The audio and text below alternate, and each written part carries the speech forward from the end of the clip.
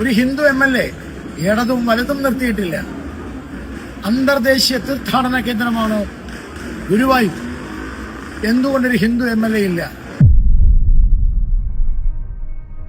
When a candidate asks why is there no Hindu MLA in Guruvayur, it may sound like a simple political question. Kerala BJP Vice President and Guruvayur candidate B. Gopalakrishnan went a step ahead and said even more problematic things. അരനൂറ്റാണ്ട് കാലത്തെ അമ്പലക്കൊള്ളക്കാരുടെയും അമ്പലവിരോധികളുടെയും തടവറയിൽ നിന്നോ ഈ ഗുരുവായൂരപ്പന്റെ മണ്ണിനെ മോചിപ്പിക്കാനാണ് എന്നെ ഗുരുവായൂരപ്പൻ വിളിച്ചിരിക്കുന്നത്. നിങ്ങളെല്ലാവരും എന്നോടൊപ്പം ഉണ്ടാവണം. നമസ്കാരം. Under India's election rules, all these statements cross a clear line. So they are potential violations of the Model Code of Conduct, or MCC as we call it.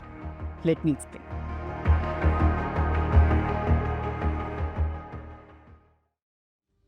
An MLA represents everyone in a constituency, not just one faith. Take Ajmer in Rajasthan, for example. This place, which has India's most revered dargah, has two assembly constituencies, Ajmer North and Ajmer South. Both these seats have been held by Hindu MLAs of the BJP since 2003. Now, would Mr. Gopalakrishnan object to that, I wonder? Then let's look at Velankani in Tamil Nadu, which lies in the Nagapattinam constituency. This place, which is home to the Velankani church, has had both Muslim and Hindu MLAs over the last few years. Would Mr. Gopalakrishnan object to that?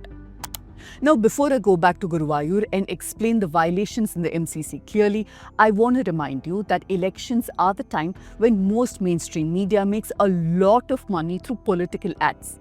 But at the News Minute and News Laundry, we take no money from political parties or politicians. Instead, we want you to pay for our journalism. Contribute to our election fund so that our teams and journalist Srinivasan Jain can travel and bring you stories from the ground. You can also become a subscriber or contribute to the Let Me Explain fund. All links are in the comments below.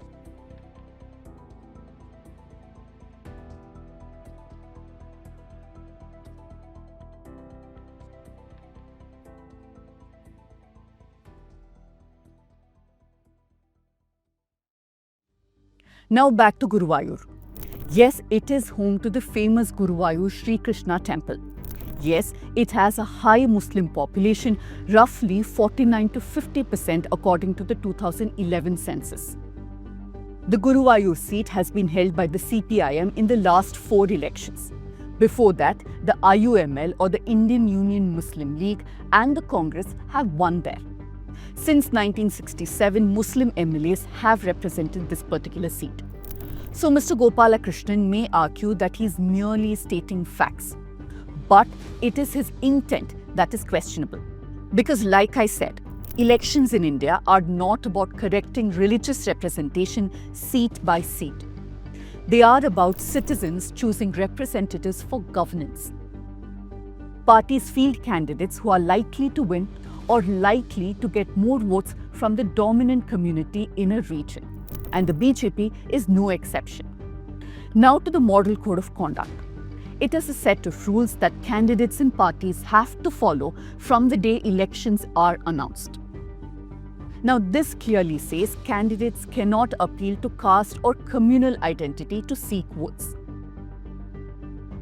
By framing representation as a religious absence, no Hindu MLA, Gopalakrishnan is shifting the focus from governance, development, or policy to religion and making religious identity a political qualification. That is exactly what the code prohibits. Now to the second point. The speech goes further. He said that Guruvayurappan has called me and he spoke from the temple premises. And the candidate then is using a place of worship and religious sentiment for election propaganda. The code explicitly bans this too. The third point. Phrases like temple thieves, anti-temple people are not policy criticism.